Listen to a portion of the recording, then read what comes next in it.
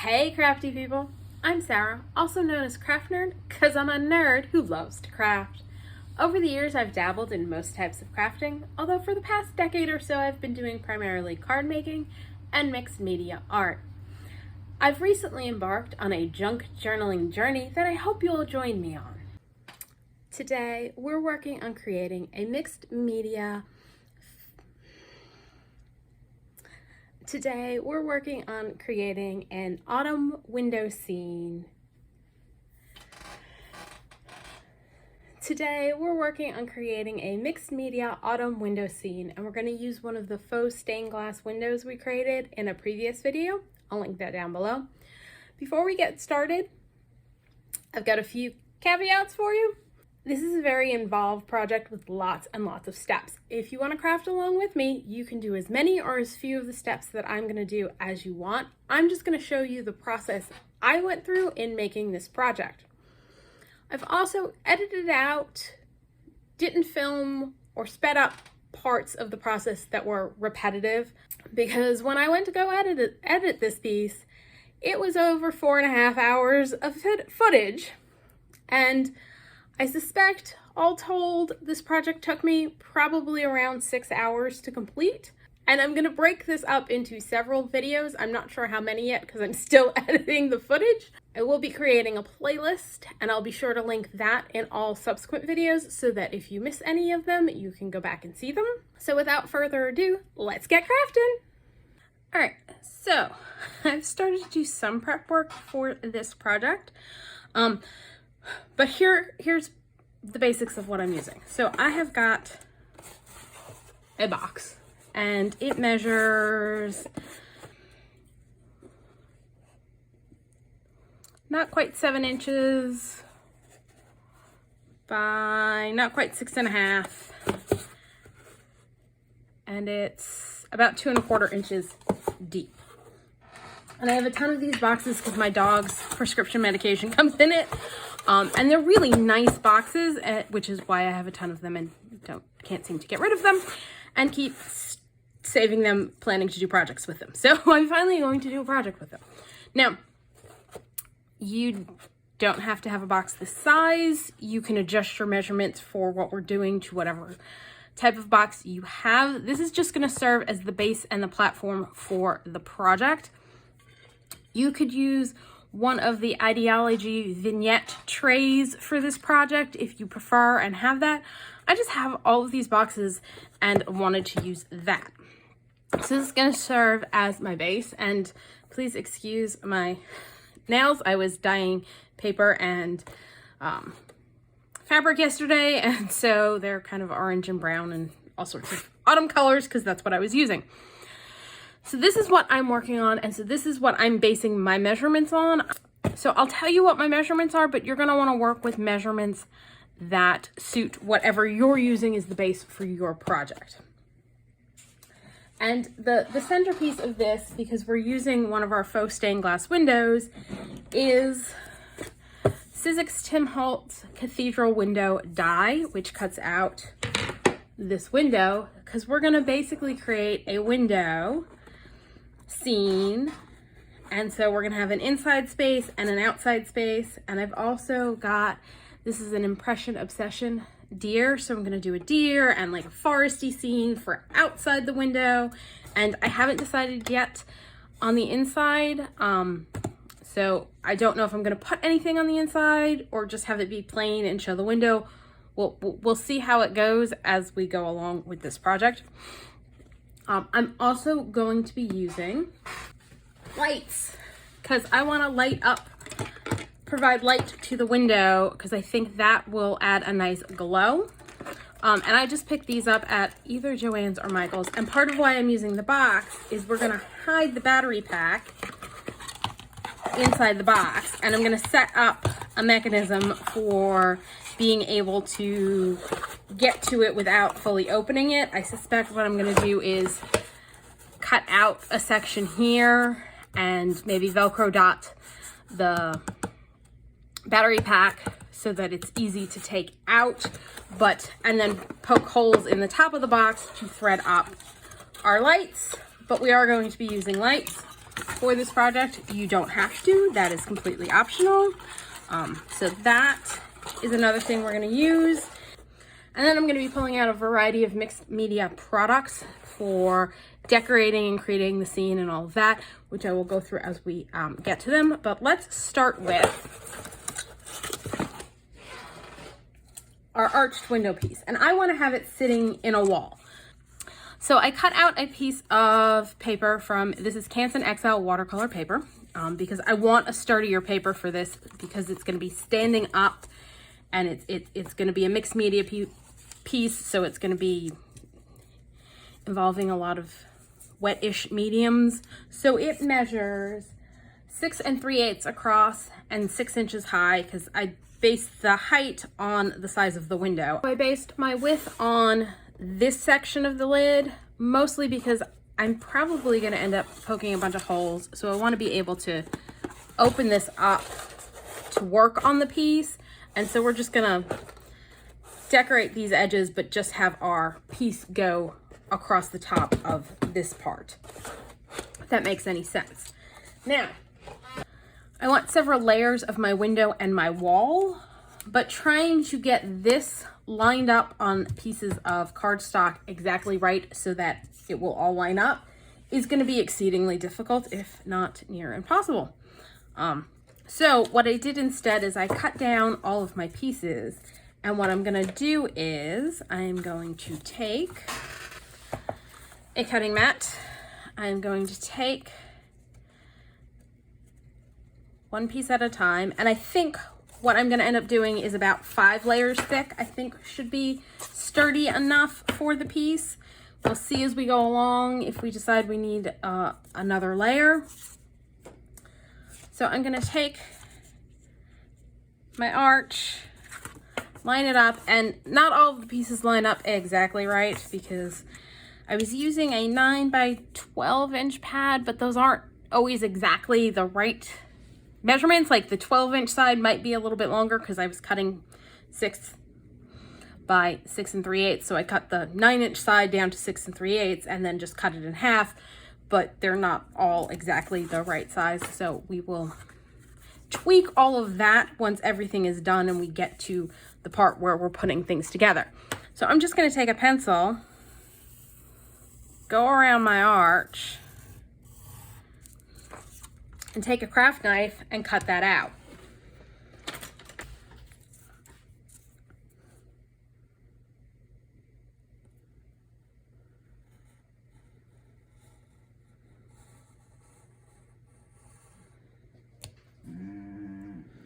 And I'm gonna make 2 passes.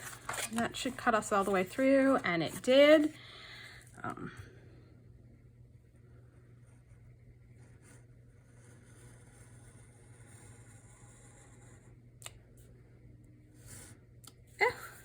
Okay, so that one a little off course, but that's okay because it's not the top layer, it's gonna go in the middle, so we can just glue stuff down and take care of anything like that.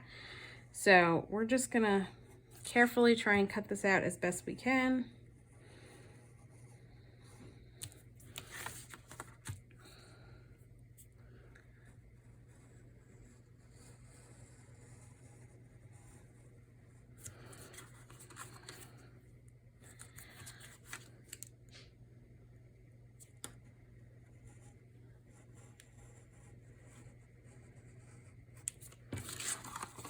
There we go. And what I think I may do so that I can have, I'm gonna mark this.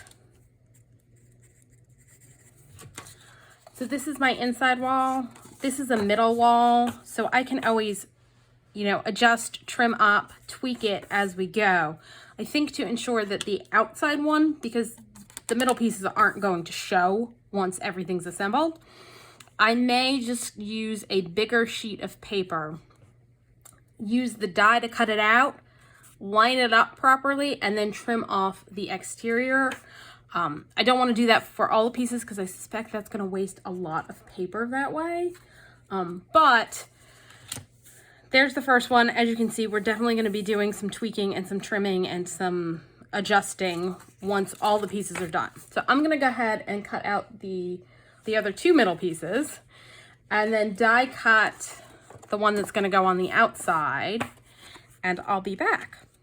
Okay, so I've got all of these cut out, and I marked the one that's gonna, there we go.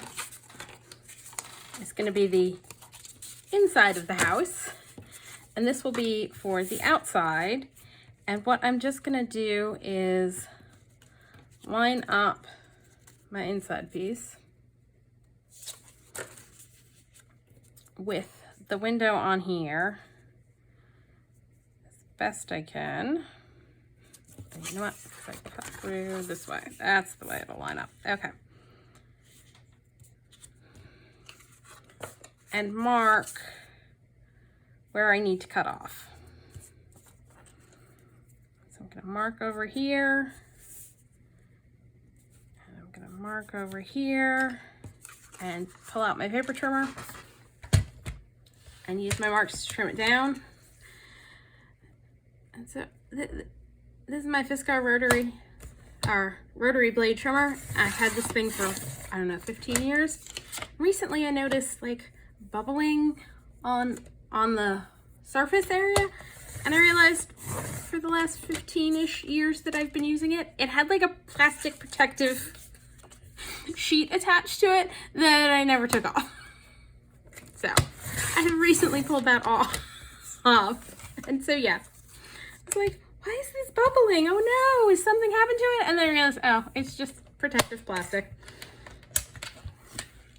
But that stuff lasted a really long time. All right, let's mark this as outside. So I know my two inside and outside pieces, and then these guys are gonna stack in the middle to make this firmer. And we'll do all of our trimming and cleanup once we start attaching and all of that good stuff. Because right now, what I want to do is for the outside, we're going to get our mixed media on. And I was originally thinking I was going to use an embossing folder to get kind of a brick effect going on. But I don't think my embossing folder is big enough. So instead, I'm going to use a stencil and and I'm going to start by pulling out, I've got Grit Paste Crypt by Distress Ink. This is a seasonal product. Came out last year, picked it up last year, was all excited about it, and as you can see, I have yet to use it. I'm really bad about buying stuff with huge ideas for projects and then never getting around to making the projects because I don't have enough time for all of the projects in my head. But it is available again now because we are approaching Halloween. And it's got like, I don't know if you can see maybe now, flecks of black in it, and it's kind of like a grayish paste. I'm gonna do that as my first layer on this piece. I'm just gonna give it a thin coat of the Grit Paste Crypt, because that's gonna end up being my grout for my brick work. I'm just grabbing a plastic palette knife, and I'm gonna do a thin layer all over this piece. And it doesn't have to be perfectly smooth. It doesn't have to be perfectly even. I just don't want to do a hugely thick layer because I'm gonna put another layer on top.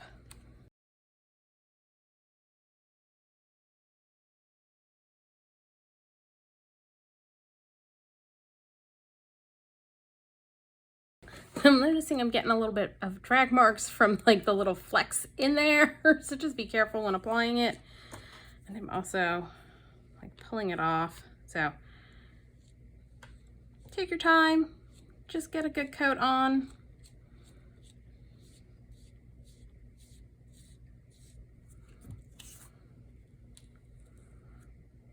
This is what I like about the silicone mat. It's great if you're doing mixed media because you can just clean it up and slap that back on.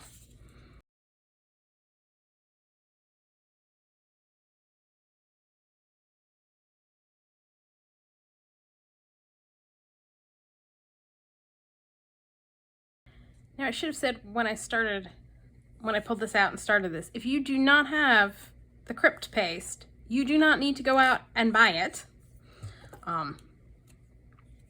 You can get a similar effect using natural sand, which if I did not have this, that's what I would have pulled out, which is another texture paste, and it's got essentially sand in it to give it a rougher texture.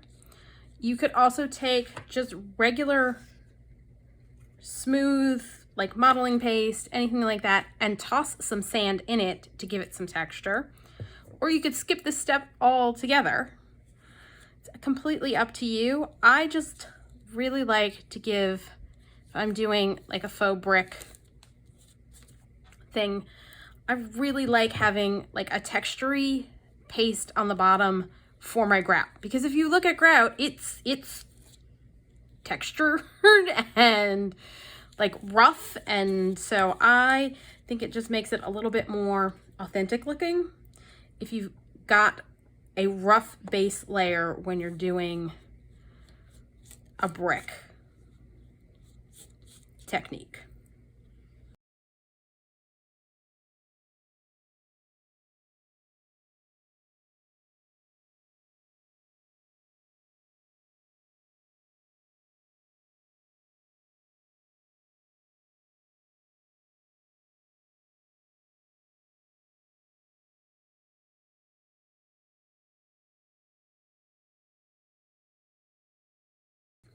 All right, now that that's fully covered, I'm just making sure I don't have it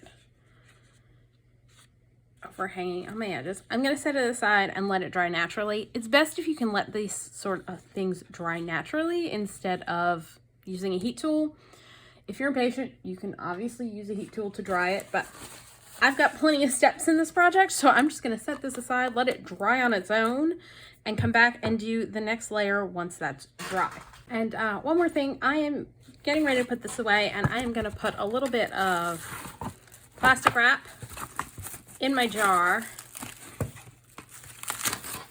and press it down, and it'll help it last longer, because you know, when they ship these things, it's airtight in there, and then you open it up and you've let air in.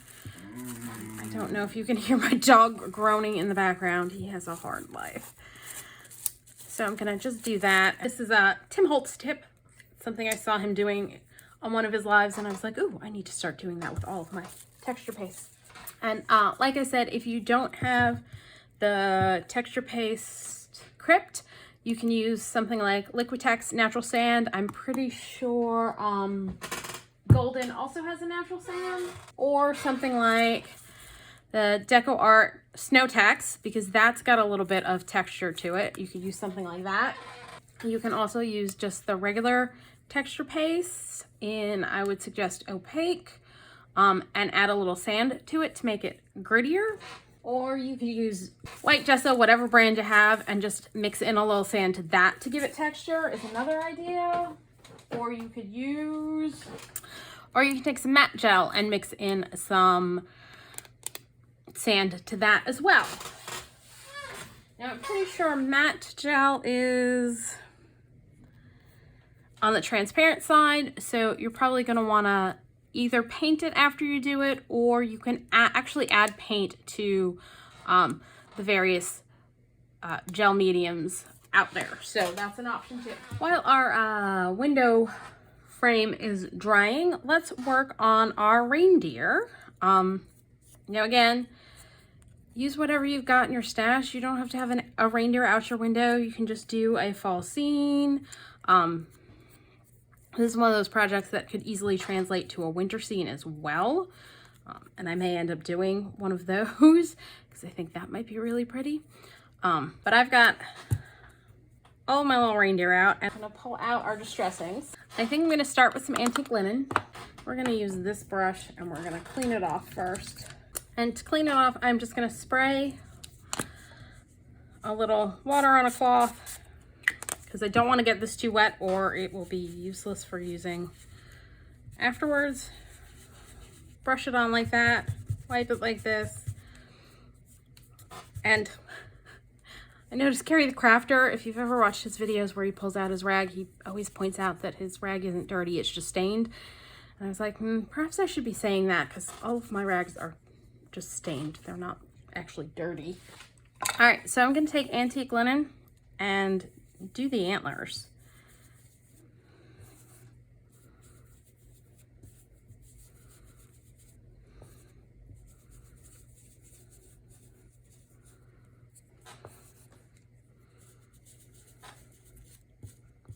And I'm going to be very careful because this is a very delicate die. This was also die cut out of the Canson XL watercolor paper. I just like for these types of products to use a heavier weight. And I find like the Canson XL is a relatively inexpensive watercolor paper. So it's good when you want something a little heavier for your projects and don't want to break the bank.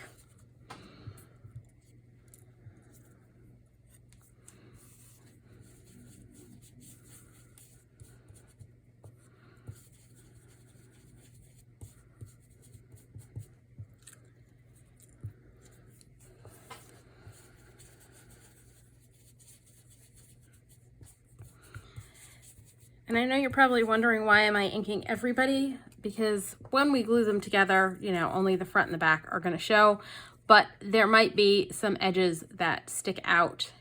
And so I want to make sure everything is inked all nicely. And so I'm also going to flip them over and ink all of the antlers on the back too.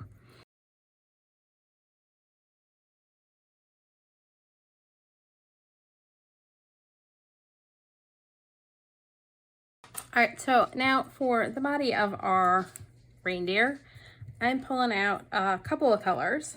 I have grabbed Vintage Photo, Walnut Stain, and ground Espresso because I want to get a lot of depth into this piece. And I'm going to start by just inking everything with Vintage Photo.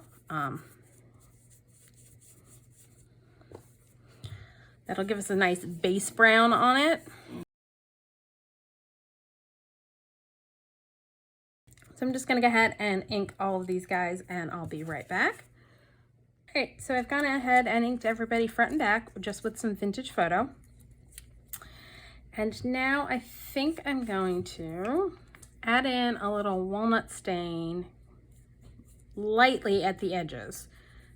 So you notice I'm just doing a little bit along the edge just to darken up the edges a bit. I'm going to do that on both sides.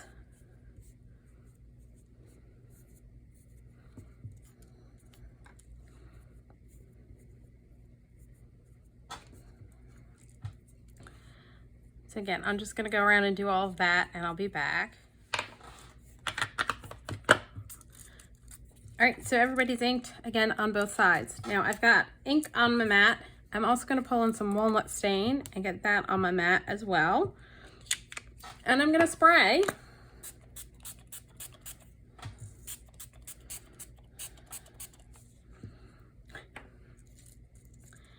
And I'm going to tap my reindeer in to get some more variation. Trying not to get it on my antlers because I want to try and keep them the lighter color, but I'm just going to go around and just kind of tap my deer in the ink. And then set them aside, let them dry.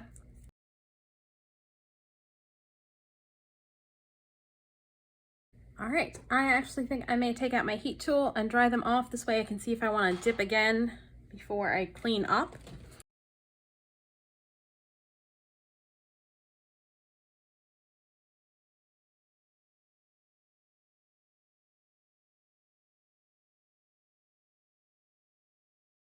All right, so as I was drying, I was looking at my reindeer and deciding which ones I really like for the outside because I don't really need to redo all of them. And I kind of like how I've got some speckliness going, and then that one for the outside back. But I want to get a little bit more, so I'm gonna lightly tap it in spots.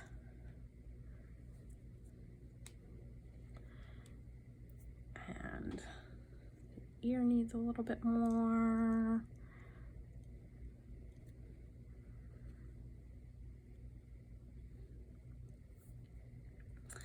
And then I'm gonna do this guy too, because I want to try and get some more speckly going on in that area.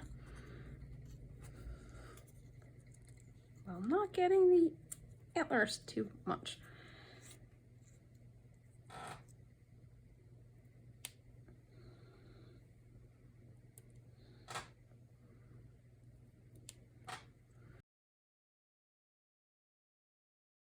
And I think for both of these, I want to darken them up, darken this guy up a little bit. I think what I'm going to do is I'm going to grab my brush this time, clean it off.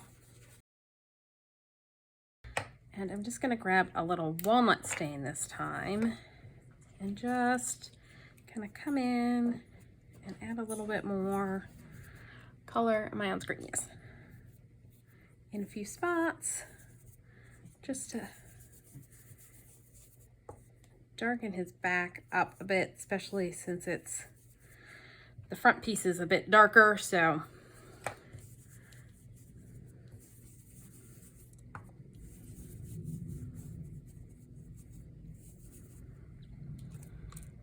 I'm going to do a little bit on the front along the head there. And then again, I'm going to come back in with the ground espresso on the edges, just to make sure we've got plenty of contrast.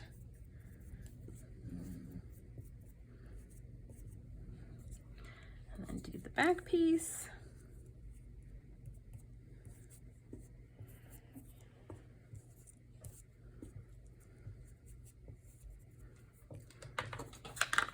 All right, so when we assemble, that will be the one that'll be on the outside in the back. And then we're gonna layer up. And then that will be our reindeer in the front. And obviously when I glue them together, I'm gonna take time to make sure everybody's lined up perfectly. But so there's what our reindeer's gonna look like. So I'm gonna set him aside. I'm gonna have a little bit of a clean up because I got a mess going on here. And then I will be back and possibly our piece is dry by now. Don't know, I'll have to check. So it is dry enough. Like it's a little, and you can tell because it's still a little cool to the touch, which means it's not 100% dry, but it's good enough that we can move on to the next step. Now for the next step, I'm gonna actually use natural sand instead of the grit paste, and I want to tint it. Now you have a lot of options for tinting media like this. You can use paint. You could probably use Distress Reinkers. I'd just be very light-handed with that because you don't want to add a ton of moisture or your paste isn't going to dry as well. And it might make it runny and not work well with your stencil and a whole variety of things. But you could probably use Distress Reinkers judiciously with the paste. But what I'm going to use, because I have them, is I've got Brushos, which are powdered pigment. You could also, if you want a metallic look, use like Perfect Pearls, or I've got Pearl X powders. I've used those with various texture pastes before. I've also got a set of a bunch of different of the Lindy Stamping Gang powders. You could use those. There are a variety of options you can have for tinting this beforehand. You could also just leave it and then paint it afterwards or ink it. But I figure make life a lot easier if I start by tinting it. And so I am grabbing some Oster Red of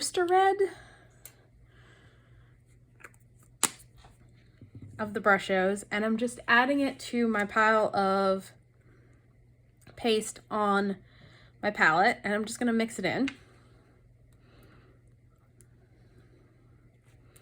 And this is turning very bright red, and it's definitely brighter than I want. So to dull that down, I am going to toss in a second, a little bit of brown. So just want to get this thoroughly mixed.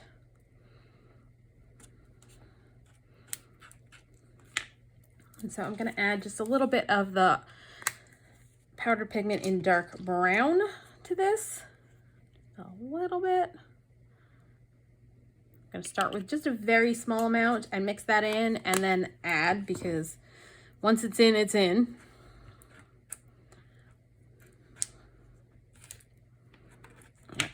Better.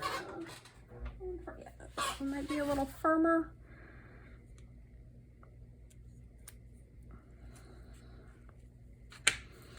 I've had this thing of natural sand for years and it's getting to the end of its lifespan, I think, because it's a little thicker than it probably should be.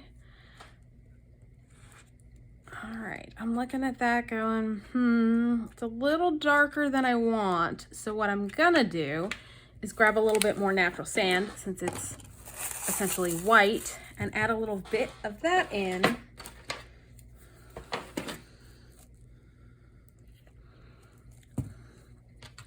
To lighten it back up again.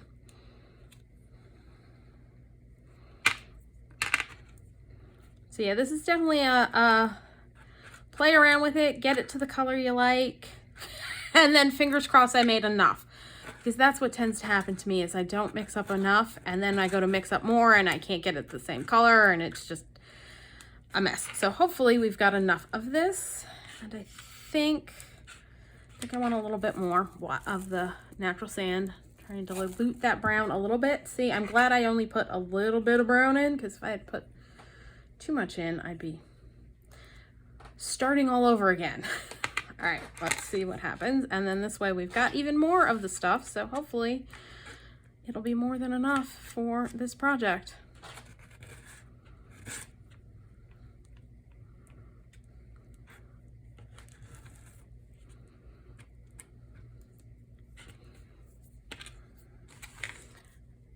I probably should move that over so I'm a little bit more on screen as I'm mixing.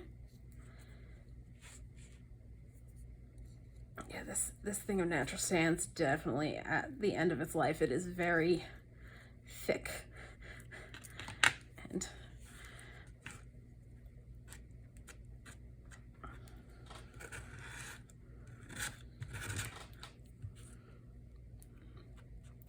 I think that's gonna work. And what I've done is I've grabbed Tim Holtz Stampers Anonymous stencil, and it is, and I'm trying to put the plastic down in and keep getting sand up, natural sand in my fingernails. All right, set that aside for now. It's the Stone and Slate. It's THMM112.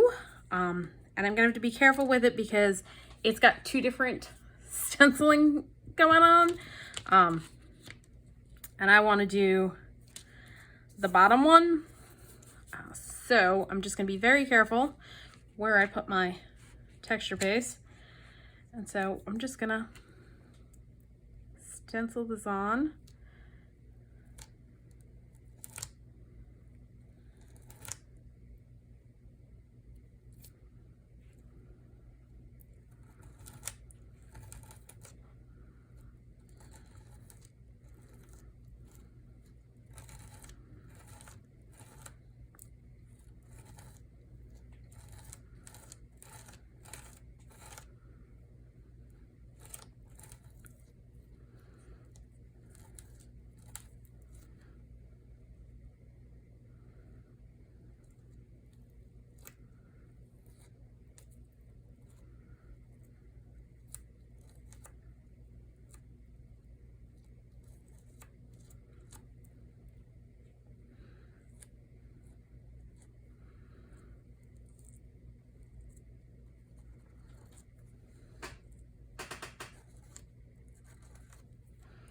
I'm going to take a clean-ish palette knife and just kind of scrape over so I don't have a ton of excess left on the stencil.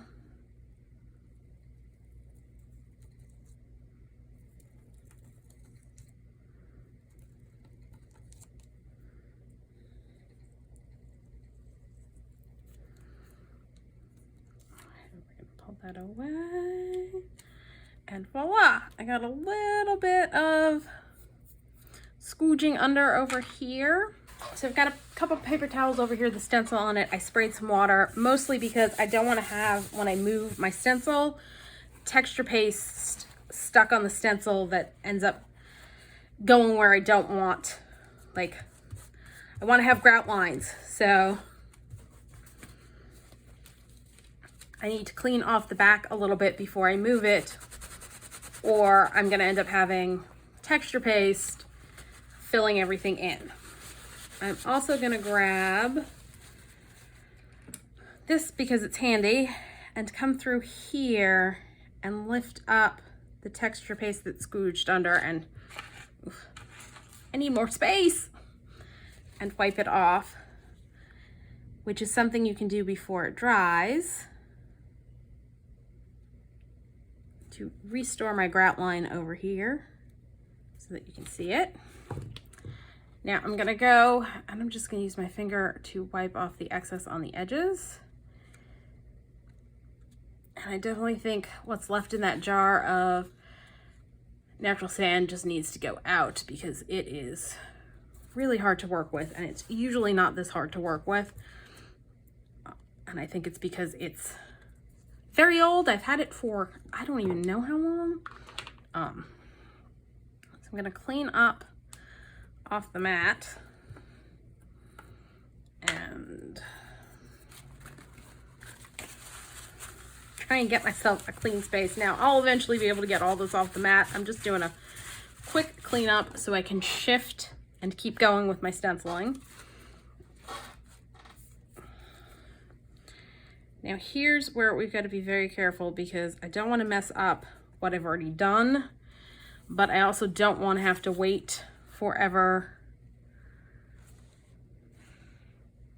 to do the rest of the stenciling. All right, let's go over here and start up here, mostly because I've got it all mixed up and it's not gonna last long, especially how gloopy it currently is.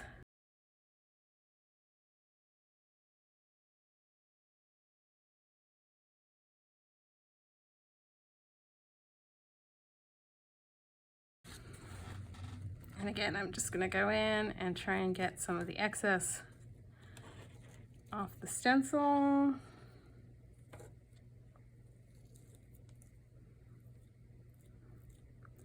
Reapply in some spots that it looks a little thin.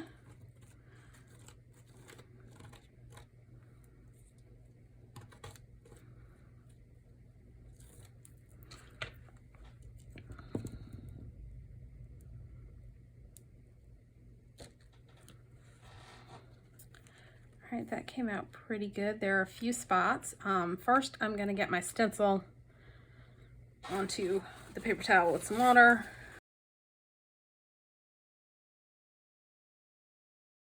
Next, I'm gonna clean off the mat so I have someplace to work. And then get the excess off the edges. And grab my tool to just reinforce my grout lines in spots where it kind of splurged underneath.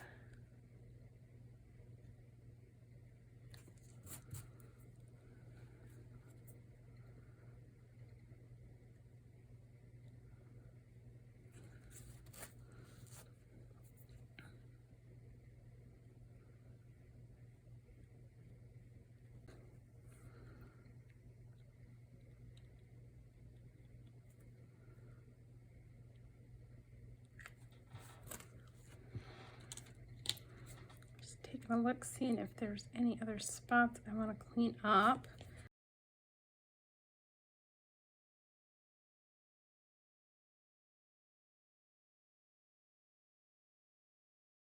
All right, that's pretty good.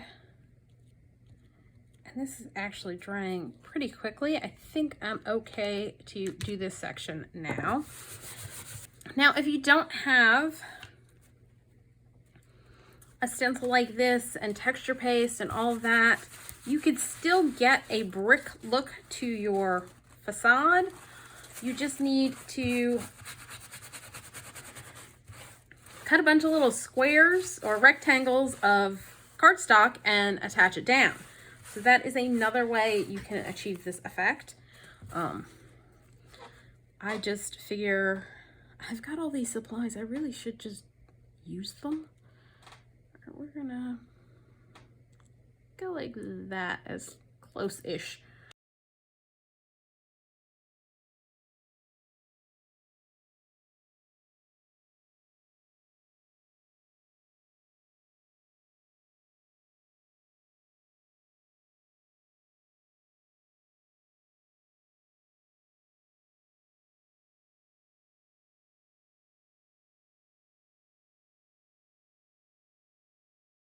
Okay, I need to clean off my hands because I can't work anymore. I'll be right back. So I went ahead and finished it up off camera because it was drying out really fast. I have to say, I've never had this much trouble working with natural sand. I think this stuff is dead and needs to get tossed at this point.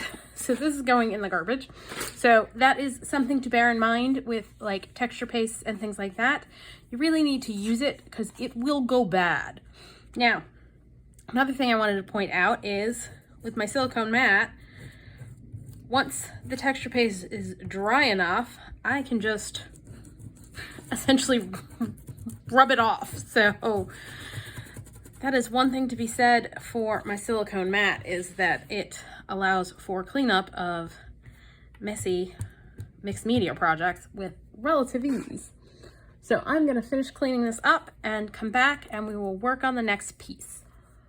Okay, so now that we've finished the outside piece, we're gonna work on the inside section. And what I think I'm gonna do is I wanna use my new embossing folder, and it's Tim Holtz Sizzix Texture Fade, and it's the number 663888, and it's Tapestry, and it's the new 2023 Halloween release. And I really need to stop watching the Tim Holtz lives because I then want all the things. I do not need all the things. I have too many of the things as it is. So what I'm gonna do is I'm gonna actually cut, because obviously the embossing folder is not as wide as this, 2 sections to serve as wallpaper panels that we're gonna add on there. And I'm gonna go ahead and use some of the, actually, I had a couple pieces when I was initially die cutting that didn't die cut out properly. I'm wondering if those will work. They'll be, I think these might actually work. What I'm gonna do is cut this the rest of the way out and use these scrap pieces. Yeah, I got the, what's it, scrapbook.com magic mat for my die cutting machine, and I'm still not quite up to speed on getting it to work properly every single time. So I'm gonna go deal with dogs. So I cut out those scrap pieces, figuring I can use them for hopefully covering this, that there'll be enough of it. I think this will work if I piece it together. So what I want to do first is add some color to these. And I think what I'm gonna do is go with Distress ink, and I am gonna grab Spice Marmalade. And what I'm gonna do is just ink these pieces up like so. I'm gonna add water to this, and we're gonna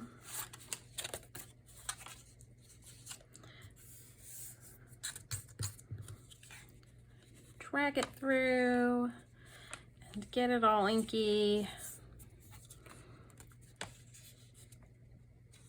And this is going to be layer 1. And I'm going to pull out my heat gun and heat gun it.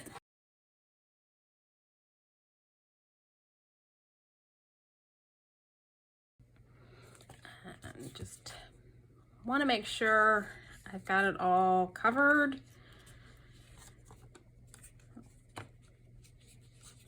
To about the halfway point.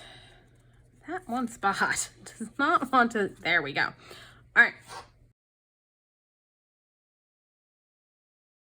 Actually just gonna set that aside so we can work on the other half. I'm gonna do basically the same thing. I'm gonna smush some ink onto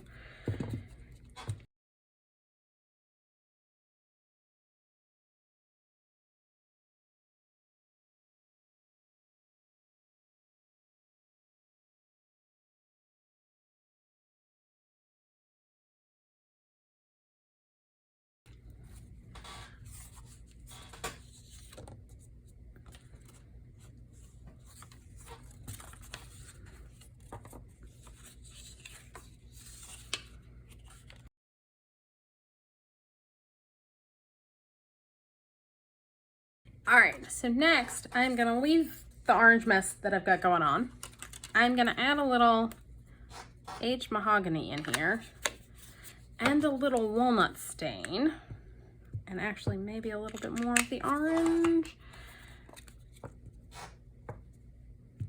And I'm gonna spritz again. And I'm gonna kind of go like this to mix it all up. And come back in, and fingers crossed, and just kind of tap it down. And then I'm gonna dry it again.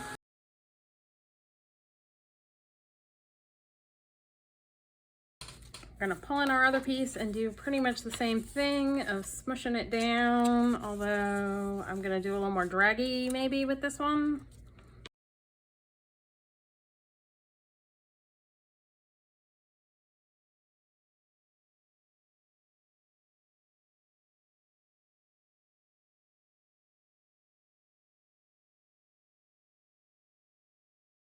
All right, so our two pieces are dry, and with an embossing folder, you have a raised side and a depressed side. So one side embosses and the other debosses, so that when you run it through, you'll have one side where the pattern is raised up and one side where it's pressed into the paper.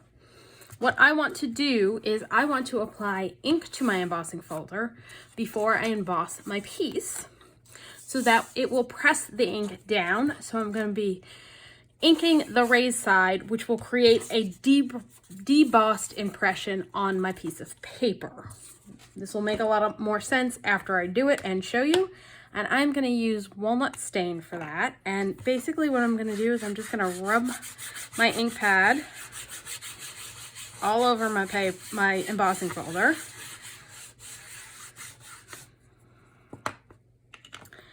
Put my piece of paper in, close it up, and run it through. So there you go, and now you can see I've got the ink pressed into the design for creating my wallpaper. Probably should have gone a little darker with the ink, but we're gonna stick with it so that our other side looks similar. So again, I'm just going to ink all over. And I know most of this is not going to actually be touching the paper, but it's just easier to ink the whole dang thing than to try and figure out where the inked parts are going to be. Close that up. I'm going to trim off the excess hanging out because otherwise it's not going to go through my machine. And there's the other piece. So it's got the ink in the debossed, and so this side's the embossed side. Now, before you use other papers in this, you're going to want to rinse off the embossing folder to get the ink off. So we're going to pull over our inside piece, and we are going to piece on our papers. Now, what I'm going to do first is grab a dauber, I'm thinking Walnut Stain, and ink around my edges. This way, if something doesn't quite line up, it will be covered. Okay, so my dad called in the middle of filming. So while chatting with him, I went ahead and I inked all around. This is our inside piece. So it's all inked. And what I'm going to start by doing is attaching actually, I'm going to ink around the edges of this piece as well.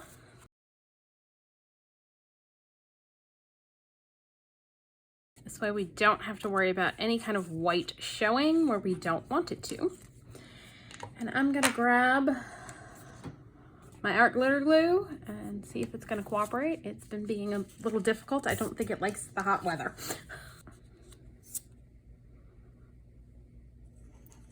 All right, we're gonna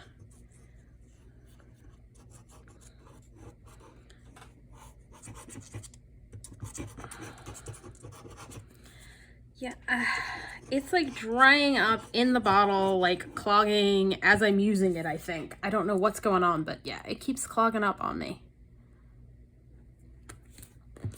All right, so we're gonna attach this piece down and I'm gonna make sure it lines up on our window arch area.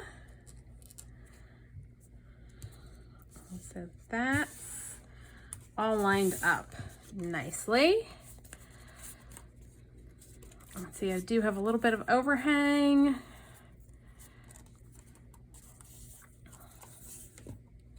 That's okay. So we're gonna pull over this piece and figure out how far across it's gonna go. And it'll go, I think we're gonna hold off on cutting this part off until we attach this down so we can make sure it meets up nice and neatly. And I actually think I'm gonna trim off here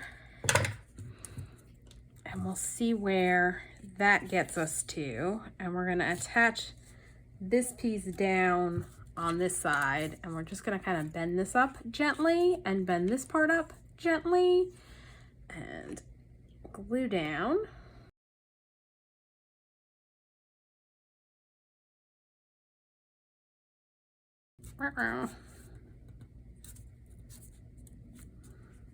There we go. That works. Now, we're gonna make sure we're glued down good over here. So I'm just gonna add a little glue to the piece sticking up. And what I'm gonna do now is I'm gonna come from the back. I'm gonna get a smaller pair of scissors and I'm gonna trim so that they line up right. Fingers crossed. I didn't cut off too much, and I did. Of course I did. All right.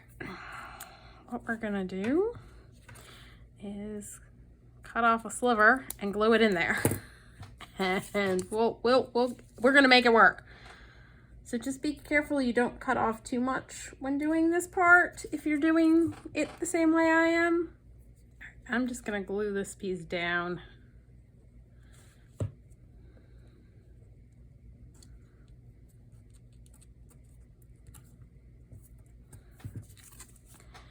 And really, as long as you're not looking too closely, you can't tell.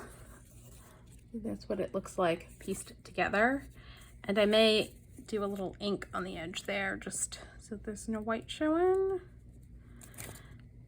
And on that side. And that's good to go. Now down at the bottom, we're gonna try doing this again. And what I'm gonna do, because these two pieces are actually still both long, cut through both at once, that should get me a better match, fingers crossed. It did. And I'm just gonna glue those down. All right, so that's all glued down. Now what we need to do is clean up all of our edges on this piece first.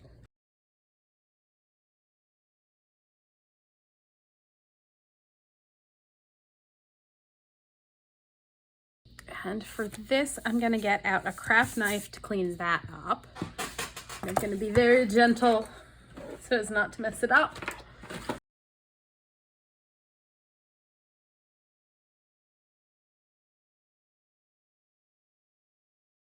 All right, and I'll do the same thing over here, just cleaning up where it is messy.